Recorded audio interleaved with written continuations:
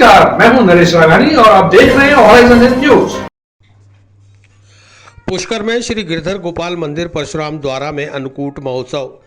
कार्तिक शुक्ल पंचमी पर ठाकुर जी को अन्नकूट प्रसाद सहित 56 भोग किए समर्पित। धार्मिक नगरी पुष्कर में श्री गिरधर गोपाल मंदिर परशुराम द्वारा में निम्बार्क पीठाधीश्वर जगतगुरु श्री श्याम शरण देवाचार्य श्री जी महाराज की प्रेरणा से अन्नकूट महोत्सव का आयोजन किया गया। मंदिर के व्यवस्थापक नवनीत शास्त्री ने बताया कि कार्तिक महीने की शुक्ल पंचमी के अवसर पर हर साल ठाकुर जी के अन्नकूट प्रसाद सहित 56 भोग समर्पित किए जाते हैं। मंगलवार शाम मंदिर परिसर में गिरधर गोपाल भगवान की प्रतिमा के समक्ष 56 भोग की झांकी सजाकर अन्नकूट प्रसाद चढ़ाया गया। इसके पूर्व दिनेश पाराशर, सत्यनारायण धाबाई, उमाशंकर, दीनदयाल पाराशर, पूनमचंद पाराशर, सत्यनारायण मेवाड़ा ने कृष्ण भजन 56 भोग के पद प्रस्तुत किए। ढोलक पर केशव शर्मा ने संगत की। इसके पश्चात मौजूद श्रद्धालुओं को प्रसाद वितरित किया गया। आयोजन में अरुण पाराशर, सुभाष पाराशर, रामेश्वर कुमावत, श्याम सुंदर पाराशर आदि कई लोग मौजूद रहे। श्री राधे।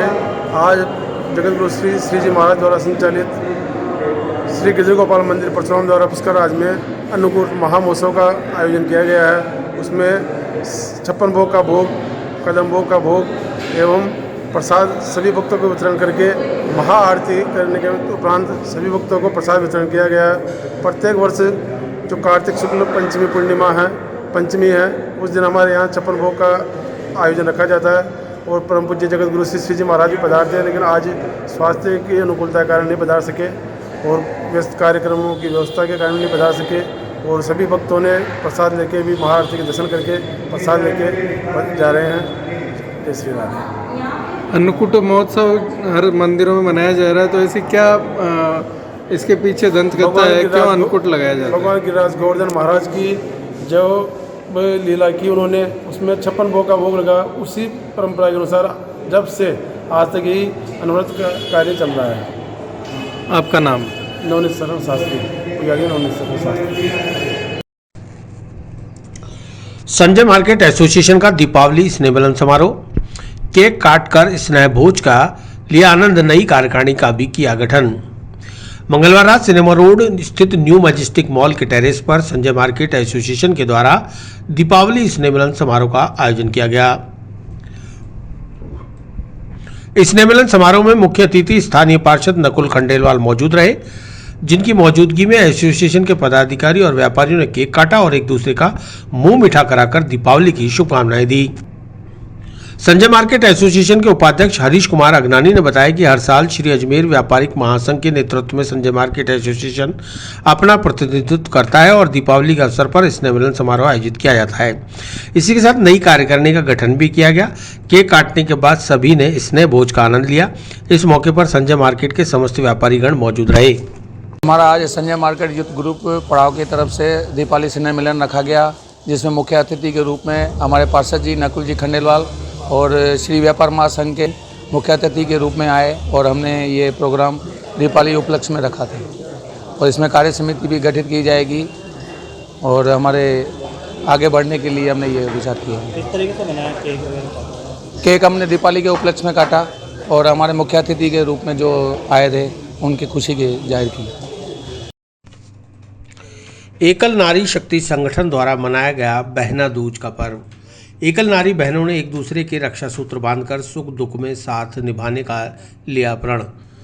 राजस्थान की विधवा परित्यागता एवं एकल महिलाओं के एकल नारी शक्ति संगठन के द्वारा बुधवार को वीर तेजाजी महाराज धर्मशाला दौराई में एकल नारी शक्ति संगठन राजस्थान के तत्वाधान में बहना दूज का कार्यक्रम आयोजित किया गया।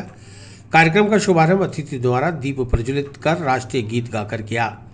तत्पश्चात अतिथियों का तिलक लगाकर माल्यार्पण कर स्वागत अभिनंदन किया गया। ब्लॉक प्रमुख मोहिनी देवी द्वारा एकल नारी शक्ति संगठन राजस्थान का इतिहास और संक्षिप्त परिचय दिया गया। बहना दूज की विशेषता पर अपने उद्बोधन में शारदा देवी ने कहा कि एकल नारी बहनें एक दूसरे के रक्षा सूत्र बांधकर एक दूसरे के सुख दुख में साथ निभाने का प्रण ले रही हैं। कार्यक्रम में एकल महिलाओं की समस्याओं पर विस्तृत चर्चा भी की गई। कार्यक्रम का संचालन सोनम भाटी ने किया। अतिथि के रूप में लेखराज राजौरिया, देवी सिंह, प्रभुदयाल, सुरेश खोरवाल, हंसराज सहित अनेक लोग मौजूद रहे। एक बहना दूज का कार्यक्रम रखा गया है जो जैसे कि सब भैया दूज मनाते हैं, कोई पति के लिए व्रत रखती है लेडीज़ है, कोई बेटे के लिए व्रत रखती है। इसलिए हम एक एकल नारी संगठन ने ये तय किया कि हम बहना दूज, जो एक बहन को राखी बांधकर और एक त्यौहार के रूप में मनाया जा रहा कि हम एक दूसरे के साथ हैं, और हम एक ये त्यौहार मना रहे बहना दूज का कि एक दूसरे के राखी बांध के, और ये एक जश्न मनाया जा रहा है हमारे लिए। आज एक ये त्यौहार है। यहाँ जैसे एकल नारी का मतलब जैसे विधवा, परित्यक्ता, 35 साल से बड़ी उम्र की जो तलाकशुदा और 35 साल से बड़ी उम्र की जो बिना मतलब अनमेरिड लेडी से जो है, वो सब मिलके हम एक जश्न मना रहे हैं बहना दूज का।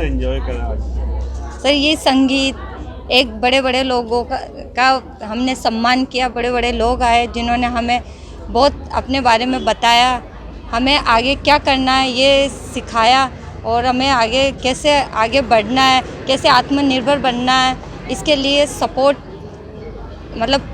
करेंगे वो हमें, ये हमें बताया। और हम जैसे संगीत और गीत, एक दूसरे को राखी बांध के, तिलक करके, एक दूसरे का सम्मान करके हम ये जश्न मना रहे हैं। भाजपा अजमेर देहात के पूर्व अध्यक्ष प्रोफेसर बीपी सारस्वत को बनाया बीपीसीएल का डायरेक्टर। प्रोफेसर सारस्वत ने प्रधानमंत्री, राष्ट्रीय अध्यक्ष, प्रदेश अध्यक्ष व पूर्व मुख्यमंत्री का जताया आभार। एमडीएस यूनिवर्सिटी के पूर्व एसोसिएट प्रोफेसर और भाजपा अजमेर देहात के पूर्व अध्यक्ष प्रोफेसर भगवती प्रसाद सारस्वत को भारत सरकार के पेट्रोलियम मंत्रालय द्वारा भारत पेट्रोलियम कॉरपोरेशन लिमिटेड में डायरेक्टर नियुक्त किया गया है। प्रोफेसर बीपी सारस्वत 3 वर्ष तक बीपीसीएल में डायरेक्टर पद पर नियुक्त रहेंगे। प्रोफेसर बीपी सारस्वत के बीपीसीएल में डायरेक्टर बनने पर भाजपा संगठन में उनके समर्थकों में खुशी की लहर छा गई और बुधवार को सिविल लाइंस स्थित उनके निवास पर भारतीय जनता पार्टी के आनंद सिंह राजावत, मोहित जैन, गिरधर शर्मा सहित अन्य लोगों ने उन्हें माला पहनाकर उनका स्वागत अभिनंदन किया। इस मौके पर मीडिया से बात करते हुए प्रोफेसर बीपी सारस्वत ने बताया कि उन्हें आज ही पेट्रोलियम मंत्री हरदीप सिंह पुरी का फोन आया और उन्हें दिल्ली आमंत्रित किया है ताकि वह बीपीसीएल में डायरेक्टर पद का दायित्व संभालकर वहां के कामकाज को समझ सकें। उन्होंने बताया कि बीपीसीएल में 5 डायरेक्टर नियुक्त किए गए हैं, जिनमें उनका भी नाम शामिल है। बाकी का काम समझने के बाद वह बता पाएंगे कि उनके क्या दायित्व में रहेगा। सारस्वत ने अपनी नियुक्ति पर प्रधानमंत्री नरेंद्र मोदी, राष्ट्रीय अध्यक्ष जेपी नड्डा, पूर्व मुख्यमंत्री वसुंधरा राजे, भाजपा प्रदेश अध्यक्ष सतीश पूनिया आदि शीर्ष नेतृत्व का आभार जताते हुए अपने प्रशंसकों और समर्थकों को धन्यवाद दिया। सबसे पहले तो मेरी भारत सरकार द्वारा जो नियुक्ति की गई है, इसके लिए मैं देश के यशस्वी प्रधानमंत्री नरेंद्र भाई मोदी, हमारे राष्ट्रीय अध्यक्ष जेपी नड्डा जी, प्रदेश की पूर्व मुख्यमंत्री वसुंधरा जी, प्रदेश के अध्यक्ष डॉक्टर सतीश जी पूनिया और प्रदेश नेतृत्व का आभार प्रकट करूंगा कि इनके माध्यम से हमारे सबके नाम गए थे और उसमें से केंद्रीय नेतृत्व ने मुझे इस बीपीसीएल कंपनी में नॉन ऑफिशियल इंडिपेंडेंट डायरेक्टर नियुक्त किया है 3 वर्ष के लिए। तो मैं सबका आभारी हूँ इन लोगों का कि इन्होंने मुझे इस लायक समझा। जहाँ तक मेरी जानकारी में है कि हर कंपनी में गवर्नमेंट ऑफ इंडिया के कुछ इंडिपेंडेंट डायरेक्टर्स होते हैं। बीपीसीएल में 5 डायरेक्टर अपॉइंट किए हैं और इनका कार्यक्षेत्र ये रहता है कि जो ये कंपनी वर्ष में 6 महीने में अपने नए प्रपोजल, नए डिपो खोलना, नए और किसी प्रकार का अलॉटमेंट करना, उसके जितने प्रपोजल होते हैं बोर्ड ऑफ मैनेजमेंट में आते हैं और उस बोर्ड ऑफ मैनेजमेंट में उसके जो विश्लेषण होता है और उसके बाद उस अप्रूवल के बाद वो उसको लागू कर सकते हैं। ऐसे ही इनकी कुछ कमेटियां होती है, उस कमेटीज़ में इंडिपेंडेंट डायरेक्टर्स लगते हैं और उनके माध्यम से उस कमेटी के निर्णय को बोर्ड ऑफ मैनेजमेंट में रखा जाता है। और अब जब पहली एक मीटिंग होगी और मेरा जाना होगा तब मैं इस बारे में और जानकारी लूँगा। मेरे पास पेट्रोलियम मंत्री हरदीप सिंह जी पुरी का फ़ोन आया था और उन्होंने भी मुझे कहा है कि आपके अपॉइंटमेंट के बाद एक बार आप आएंगे तो इसकी वर्किंग सिस्टम को आपको एक बार हम लोग बैठ कर बात करेंगे। और मैं तो ये सोचता हूँ कि जिस प्रकार मोदी जी देश के हर क्षेत्र में उसको पब्लिक इंटरेस्ट से जोड़ने की कोशिश कर रहे हैं, उसका लाभ पब्लिक को मिले, उस आधार पर उन्होंने ठीक जिनका प्रोफाइल अच्छा है उन लोगों को लगा रहे हैं। और मुझे लगता है कि हम भी मोदी जी के नेतृत्व में जो अच्छा हो सकता उसके लिए पारदर्शिता के साथ, और उसमें चूंकि शेयर होल्डर्स का भी पैसा लगा रहता कंपनी में, तो उस पैसे का सदुपयोग हो, उनका अपना रिटर्न अच्छा मिले और कंपनी और अच्छा बढ़िया काम करे। उसमें जो जितनी मेरी बुद्धि है और जितना मैं समझता हूँ उसके अनुसार हम भी उनको अपने सजेशन भी देंगे, अपने सुझाव देंगे, ताकि कंपनी अच्छी चल सके। आसपास के गांवों से आए सैकड़ों गौ भक्तों ने गौ माता को राष्ट्रमाता का दर्जा दिलाने की मांग। हिंदू सेना के अध्यक्ष के नेतृत्व में महामहिम राष्ट्रपति और प्रधानमंत्री के नाम जिला कलेक्टर को सौंपा ज्ञापन। गाय संपूर्ण विश्व की माता है, 33 कोटि देवी देवता जिसमें रमण करते हों, जिसके गोबर में लक्ष्मी जी तथा मूत्र में मां गंगा का वास हो, ऐसी गौमाताओं को प्रतिदिन देश के 4000 पंजीकृत और 36,000 अवैध कत्लखानों में प्रतिदिन 80,000 गौमाताओं को निर्ममता से मार दिया जाता है। अगर गाय नहीं बची तो सनातन नहीं, और यदि सनातन नहीं बचेगा तो यह राष्ट्र भी नहीं बचेगा। गौमाता को राष्ट्रमाता का दर्जा दिलाने की मांग को लेकर आज हिंदू सेना के अध्यक्ष नरेंद्र सिंह राठौड़ के नेतृत्व में अजमेर सहित आसपास के गांवों से आए सैकड़ों गौ भक्तों ने महामहिम राष्ट्रपति और प्रधानमंत्री के नाम जिला कलेक्टर को ज्ञापन सौंपा। नरेंद्र सिंह राठौड़ ने बताया कि गौ भक्तों की मांग है कि गौमाता को राष्ट्रमाता का दर्जा दिया जाए। शहर और गांव के आसपास जितनी भी गोचर भूमि पर अतिक्रमण है उसे अतिक्रमण मुक्त किया जाए। कत्ल खानों पर तत्काल पाबंदी लगाई जाए। गायें शहर में प्लास्टिक की थैलियां आदि खाकर मर रही हैं तथा गौशाला में भी सरकारी अनुदान नहीं मिल रहा। गौशाला वाले बाहर घूम रही दुर्घटनाग्रस्त गायों को अपनी गौशाला में नहीं लेते तथा गायों के साथ प्रतिदिन अत्याचार किया जा रहा है। अतः राष्ट्रीय हित में गौमाता को राष्ट्रमाता का दर्जा देकर अनुग्रहित किया जाए। आज सभी गौ भक्त आए हैं अजमेर के आसपास के गांवों से गौ माता को राष्ट्रमाता घोषित कराने के लिए, और तमाम गांवों में जो गोचर भूमि है गौ माता के लिए उसे अतिक्रमण मुक्त करे। सरकार से हमारी ये मांगे हैं, और जो भी कत्ल खाने हैं उन्हें बंद करे और गौ माता को बहुत जल्द राष्ट्रमाता घोषित करे। आज जो गौ माता की दुर्दशा हो रही है और जो मौत के मुंह में जा रही है बहुत ही भयानक है, देखा नहीं जाता। आज जो तमाम गाँव से कार्यकर्ता पहुँचे, ये अपने स्तर पे गौ माता को, एक्सीडेंट गायों को, बीमार गायों को हॉस्पिटल पहुंचाते हैं और गौशाला में पहुंचाते हैं। तो कुछ गौशाला वाले जिन्हें सरकारी अनुदान मिलता है वो बीमार गौ माता को, एक्सीडेंट गौ माता को लेने से मना करते हैं। तो उन्हें भी आप निर्देश दो कि जो भी बीमार गायें आती है उन्हें गौशाला में ले, और अपने गाँव में और शहर के आसपास में जो भी कांजी हाउस बने हुए हैं उनमें भी गौशाला गौ माताओं की सेवा होनी चाहिए। आज उनमें भी ढोंग हो रहा है, उनमें गौ माता की सेवा नहीं हो रही है, और हमारी मांग यही है और हमारी मांगे पूरी करो। मोदी जी को, राष्ट्रपति जी को हम ज्ञापन देना है और कलेक्टर साहब को भी ज्ञापन देना है। समाजसेवी स्वर्गीय धर्मेंद्र चौधरी की 5वीं पुण्यतिथि पर रक्तदान शिविर। रेड क्रॉस भवन में लगे रक्तदान शिविर में 100 से अधिक लोगों ने किया स्वैच्छिक रक्तदान। समाजसेवी स्वर्गीय धर्मेंद्र चौधरी चाचा की 5वीं पुण्यतिथि पर बुधवार को जेएलएन हॉस्पिटल के सामने रेड क्रॉस सोसाइटी भवन में विशाल रक्तदान शिविर आयोजित किया गया। अखिल भारतीय युवा शक्ति के प्रदेश संयोजक अंकुर चौधरी ने बताया कि शिविर में 150 यूनिट रक्त एकत्रित कर पीड़ित मानव की सहायतार्थ जरूरतमंदों को उपलब्ध करवाया जाएगा। अभी तक 50 यूनिट से ज़्यादा स्वैच्छिक रक्तदान किया जा चुका है। लोग स्वेच्छा से समाज हितार्थ रक्तदान करने आ रहे हैं। हाँ जी भैया नमस्कार, मैं अंकुर चौधरी। ये मेरे चाचा धर्मेंद्र चौधरी जी की 5वीं पुण्यतिथि के अवसर पे हमने ये ब्लड डोनेशन प्रोग्राम रखा है, और अभी तक हमारी 51 यूनिट कंप्लीट हो चुकी है और ज़्यादा से ज़्यादा यूनिट करने की कोशिश चल रही है। अपने सारे भाई बंधुओं से भी अनुरोध है ब्लड डोनेशन कैंप के अंदर ज़्यादा से ज़्यादा संख्या में भाग लें, क्योंकि आपका जो ब्लड है वो किसी की भी जान बचा सकता है। मैं अंकुर चौधरी, प्रदेश संयोजक। कितना क्या रखा है इसमें? ये हमारा लक्ष्य है भैया 150 यूनिट के पार है। क्या वैसे कोई एवरेज लगाया नहीं, कोई सटीक नहीं है, पर 150 के लगभग हो जाएगा। रेस्टोरेंट की आड़ में संचालित अवैध हुक्का बार पर पुलिस की दबिश। वैशाली नगर माकड़वाली तिराहे पर ऑलिव किचन रेस्टोरेंट पर छापा मारकर 9 लोगों को किया गिरफ्तार। कृष्णगंज थाना पुलिस ने अवैध रूप से रेस्टोरेंट की आड़ में संचालित अवैध हुक्का बार पर दबिश देकर 9 लोगों को गिरफ्तार करने के साथ ही हुक्का बार में प्रयुक्त की जा रही फ्लेवर तंबाकू, हुक्के व अन्य सामग्री को जब्त कर लिया। कृष्णगंज थाना प्रभारी डॉक्टर रवि सामरिया ने बताया कि वैशाली नगर क्षेत्र में रेस्टोरेंट की आड़ में अवैध रूप से हुक्का बार चलाकर नशा परोसे जाने की शिकायतें मिल रही थी। जिस पर मंगलवार रात दबिश दी गई और ऑलिव किचन नाम से संचालित रेस्टोरेंट से 9 लोगों को हुक्का पीते और पिलाते हुए गिरफ्तार कर लिया गया, जबकि रेस्टोरेंट का संचालक हर्ष मौके से फरार होने में कामयाब हो गया, जिसकी तलाश जारी है। किशनगंज थाना पुलिस की टीम का नेतृत्व कर रहे बुद्धाराम और नाथुलाल ने जिन 9 लोगों को गिरफ्तार किया उनके नाम राहुल चौहान, इमामुद्दीन चीता, महेंद्र सिंह रावत, संजय टिकियानी, अजय सिंह, फकीर हुसैन, शौर्य जैन, दक्ष जैन व साद अहमद है, जिनके खिलाफ आरोप पंजीकृत कर कार्रवाई की जा रही है। देखिए, लगातार हमें सूचना प्राप्त हो रही थी कि शहर में वैशाली नगर के आसपास कहीं पर हुक्का बार का संचालन किया जा रहा है और वो किसी रेस्टोरेंट में किया जा रहा है। इस पर कल पुलिस थाना किशनगंज की टीम द्वारा ऑलिव किचन रेस्टोरेंट है जो माकड़वाली तिराहे के पास है, वहाँ पर दबिश दी गई और दबिश देने पर 9 व्यक्तियों को वहाँ से डिटेन किया गया था, जो हुक्का पी भी रहे थे और ग्राहक जो आ रहे थे उनको पिला भी रहे थे। इस तरीके से हमने पीने वाले और परोसने वालों को 9 व्यक्तियों को डिटेन किया था।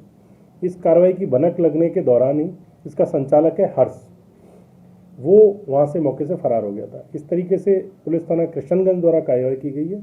हुक्का बार जो अवैध रूप से संचालित था उसके 9 व्यक्तियों को डिटेन किया गया, गिरफ्तारी की गई है और कार्रवाई जारी है। किस तरह से और इसके जो नाम इनमें सामने आए हैं वो हैं राहुल चौहान जो वैशाली नगर थाना किशनगंज का है, इमानुद्दीन चीता 84 आवास का है, महेंद्र सिंह रावत इंदिरा कॉलोनी पुलिस थाना जवाजा का है, संजय टिकियानी कीर्ति नगर फायसागर रोड, अजय सिंह शिवनगर फायसागर रोड, फकीर हुसैन दरगाह थाना इलाके का है त्रिपोलिया का, शौर्य जैन जो कि संगम कॉलोनी पुलिस थाना अलवर गेट का है, दक्ष जैन है जो मे लिंक रोड संगम कॉलोनी पुलिस थाना अलवर गेट, और साद अहमद जो खादिम मोहल्ला दरगाह बाजार का है। इस तरीके से 9 व्यक्तियों को डिटेन किया गया था और कार्रवाई के दौरान हमारे जो विशेष सूचना प्राप्त हुई थी, राजेश कांस्टेबल है, सुशील है, उसको प्राप्त हुई थी और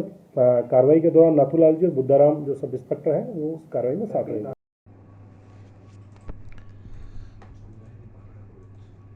भगवान महावीर के जयकारों से गूंज उठा जैन तीर्थ क्षेत्र Nareli. All India girls track के प्रथम चरण में बुधवार को छात्राओं ने नारेली स्थित अरावली पहाड़ियों पर की ट्रैकिंग।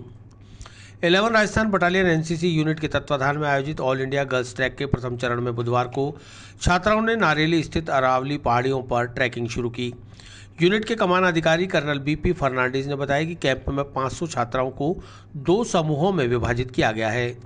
प्रत्येक समूह में 250 छात्रा। समूह प्रथम को बुधवार को नारेली पर्वतमाला की ट्रैकिंग पर भेजा गया और समूह द्वितीय पुष्कर के शैक्षणिक भ्रमण पर गया। नारेली तीर्थ क्षेत्र में कैडेट्स ने जैन धर्म से संबंधित ऐतिहासिक तथ्यों को जाना और जैन तीर्थंकरों के दर्शन कर आस्था प्रकट की। उन्होंने बताया कि नारेली तीर्थ क्षेत्र में ट्रैकिंग का नेतृत्व कमान अधिकारी कर्नल ए बेनीवाल के निर्देशन में किया गया। छात्राओं ने जमकर पहाड़ी पर ट्रैकिंग का आनंद लिया। इस अवसर पर सुबह 8 बजे अपर जिला न्यायाधीश और विधिक सेवा प्राधिकरण के सचिव रामपाल जाट द्वारा छात्राओं के दल को हरी झंडी दिखाकर रवाना किया गया।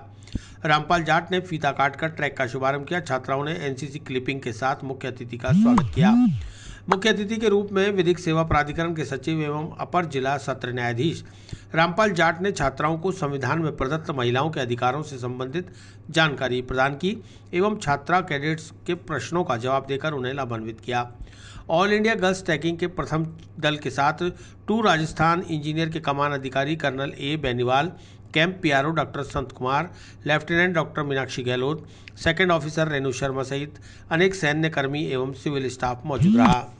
हमारे एनसीसी कैडेट्स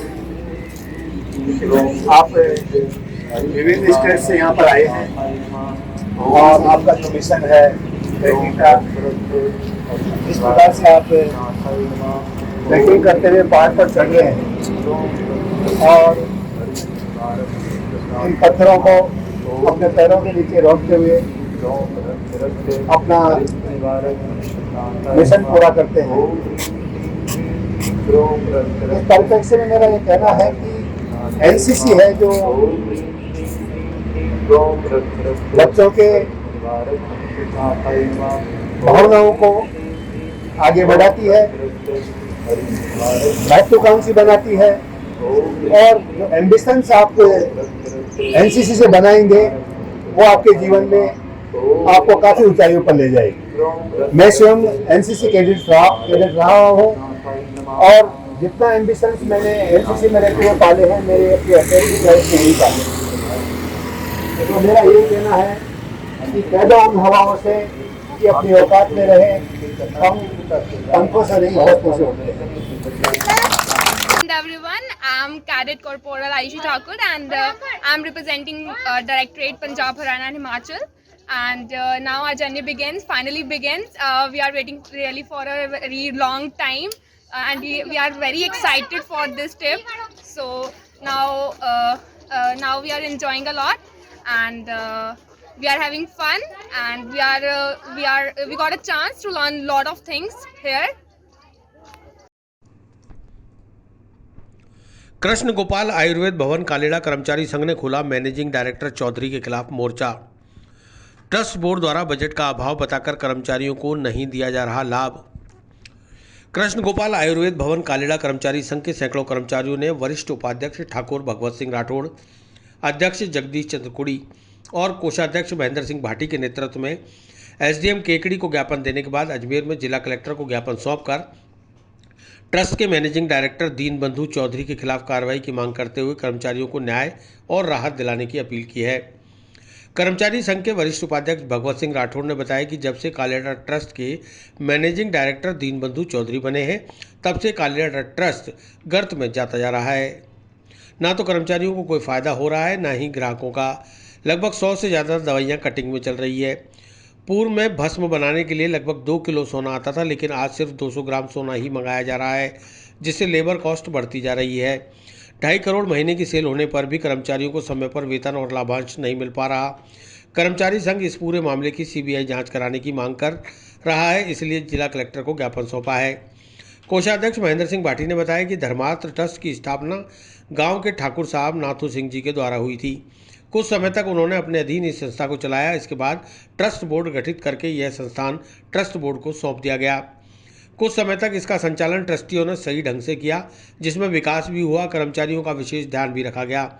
लेकिन वर्ष 2017 में जब से चेयरमैन दीनबंधु चौधरी के अधीन ये संस्था आई, तब से सारे नियम कानून ताक में रखकर मनमानी हो रही है।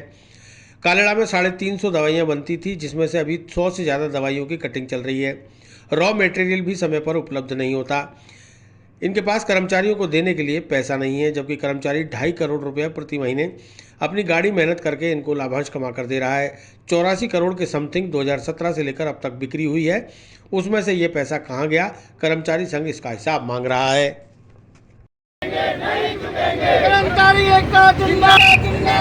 नितिन दीनबंधु चौधरी को हटाओ। निस्वार्थ भाव से जो सेवा करेगा, निस्वार्थ भाव से जो सेवा करेगा, निस्वार्थ भाव से जो सेवा करेगा,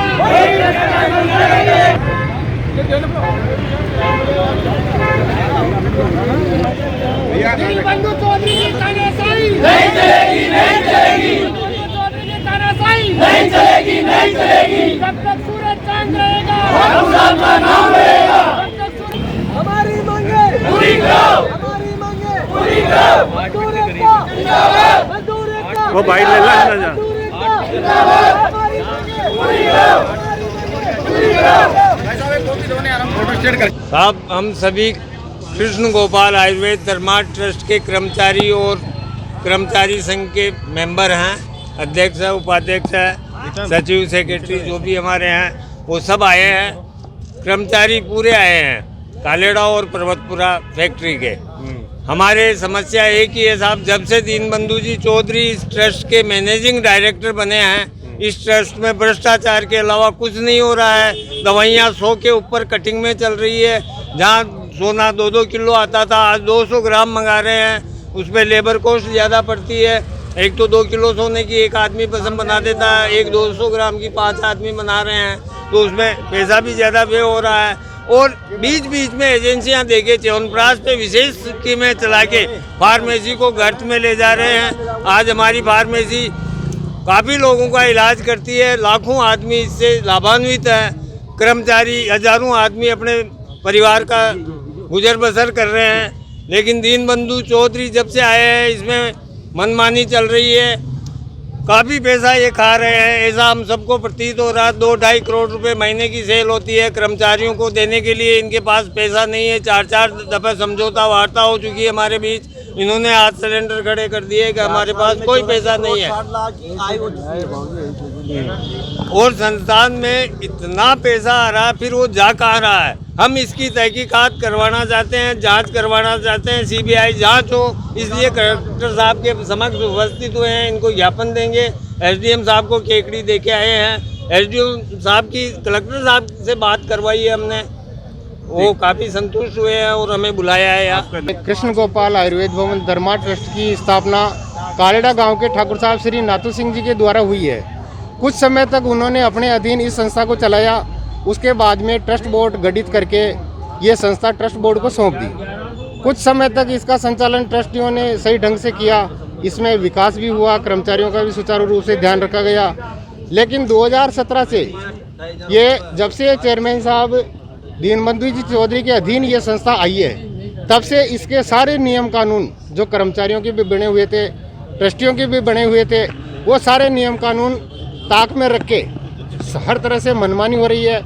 आज 350 दवाइयाँ बनती है, जिसमें से अभी 8% 100 दवाइयाँ कटिंग में चल रही है। रॉ मटेरियल उपलब्ध नहीं रहता, इनको कर्मचारियों को देने के लिए पैसा नहीं है।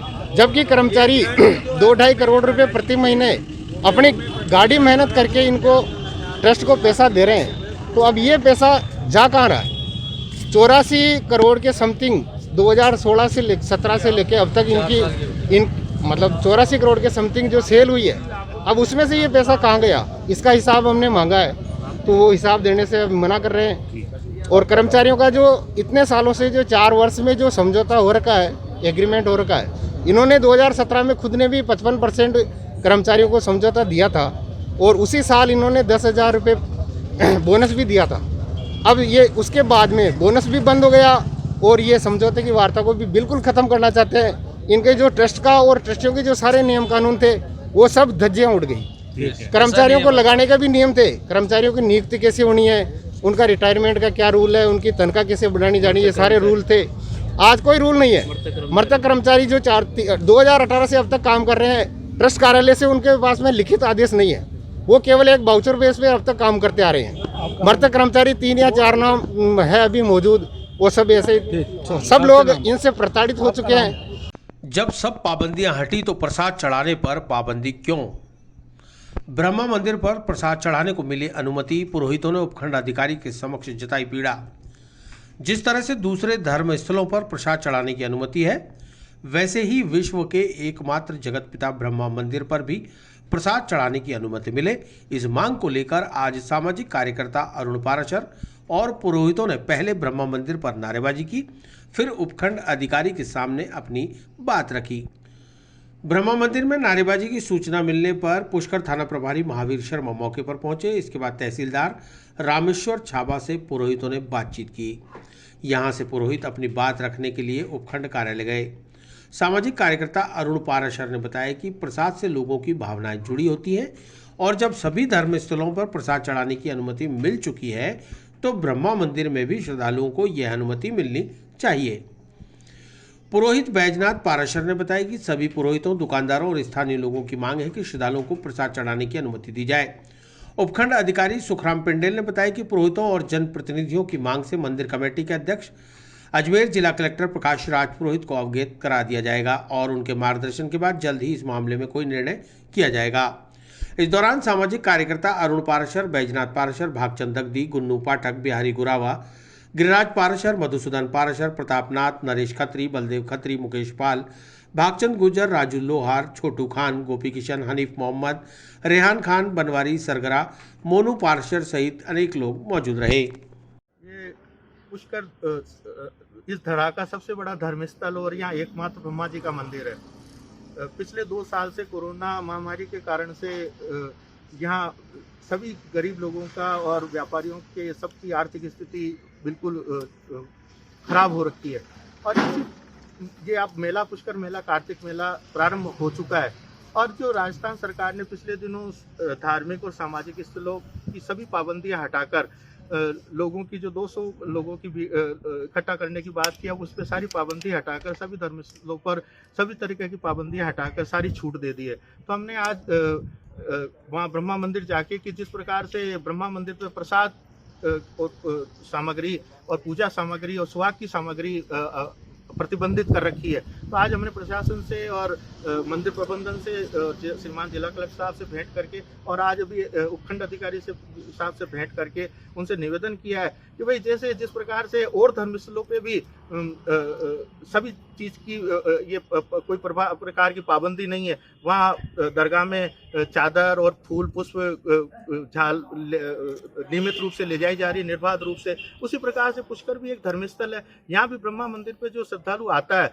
वो प्रसाद के रूप में ब्रह्मा जी के अपनी मनोकामना के लिए प्रसाद चढ़ाना चाहता है और अपने घर परिवार में ले जाके गली मोहल्ले में प्रसाद बांटना चाहता है कि भाई मैं ब्रह्मा जी की यात्रा करके आया हूँ। तो यहाँ अभी पिछले 2 साल से प्रसाद ले जाने पे पाबंदी लगी हुई थी, तो हमने प्रशासन से निवेदन किया है कि भाई आप सभी धर्मस्थलों पे जिस प्रकार की समान कोरोना की गाइडलाइन की पालना होनी चाहिए, उसी प्रकार से यहाँ भी यह तो प्रसाद की अनुमति दी जाए ले जाने की श्रद्धालुओं को, या और जगह भी जहाँ ले जाया जा रहा है वहाँ रोका जाए। तो कोई ना कोई तो समाधान ऐसा होना चाहिए, समान बिना किसी भेदभाव के और कोरोना गाइडलाइन की पालना होनी चाहिए। इसके लिए आज हमने सबने पुष्कर के तीर्थ पुरोहितों ने पुष्कर के नागरिकों ने जाके ब्रह्मा मंदिर पे अपनी बात रखी और अभी आके हमने माननीय उपखंड अधिकारी से हमारा निवेदन किया। उपखंड अधिकारी जी ने हमारे को कहा कि शाम सुबह में हम इस समस्या का कलेक्टर साहब से बात करके समाधान निकालते हैं। और हमारी एक ही मांग है, हमारा किसी ये विरोध नहीं है कि वहाँ क्यों जा रहा है, हम तो कहते हैं वहाँ भी जाना चाहिए और यहाँ भी जाना चाहिए, क्योंकि जब तक यात्री अपनी श्रद्धा से जो पूजा प्रसाद का सामान लाता है वो अपने आराध्य देव तक चढ़ा सके, यही हमारी मांग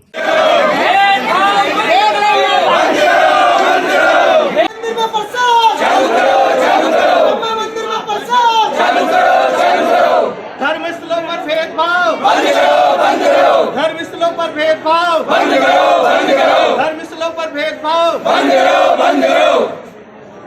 पैसे तो लेती है तब कोरोना नहीं होता। भगवान को प्रसाद चढ़ाना क्या गुनाह है? और बच्चे को खाना खिलाती है, वो आंगनवाड़ी चढ़ाता है, क्या करती है सरकार? सरकार ऐसा कर ही नहीं सकती। पैसे लेने में तो कोई दिक्कत नहीं है, मंदिर में पैसा डालो तो ले लेते हैं, प्रसाद नहीं। क्या अन्याय है? क्या अन्याय? आप आज तक क्या लेके आए हो प्रसाद के खातर? प्रसाद लेकर आए, हम नहीं चढ़ाने नहीं देते, ऐसा कहाँ का न्याय है? कहाँ से आए हो? भावनगर गुजरात। मयूर ये आगे प्रसाद चढ़ाने दो, प्रसाद चढ़ाने दो। अंदर नगद तो चढ़ रहा है, अंदर नगद तो चढ़ रहा है, प्रसाद नहीं चढ़ा है। आप नगदी को बंद करो, पर नगदी इसके लिए नगदी बंद करो। दरगाह में सब चीजें चढ़ रही है, कोई चीज की पाबंदी नहीं है। मंदिरों में क्यों पाबंदी होती है इन चीजों की? ये सारा हिंदू समाज के लिए है क्या? सब ये केवल हिंदू समाज के लिए बने सारे नियम, मोमडनों के लिए कोई नियम नहीं है। वो भी कांग्रेस सरकार ही करती है। वो कांग्रेस सरकार है ना, इस चक्कर में ये सब कुछ हो रहा है। मुसलमानों की तो गुलाम है मोदी भी, और वैसी कहाँ के हो आप? कहाँ के हो? क्या नाम है आपका? जयपुर से हम। घर ले जाके परिवार गली मोहल्ले में ब्रह्मा जी का प्रसाद तो जाना चाहिए सर। फिर वो आया किस लिए रात्रि सर? फिर उनकी धार्मिक भावनाएं आहत होती है सर, आहत होके सर एक जगह तो चढ़ता है धर्मस्थल पे, कोरोना गाइडलाइन की अनुमति है, वहाँ तो अनुमति है या गैर कानूनी तरीके से चल रहा है, और यहाँ पे नहीं अनुमति है सर।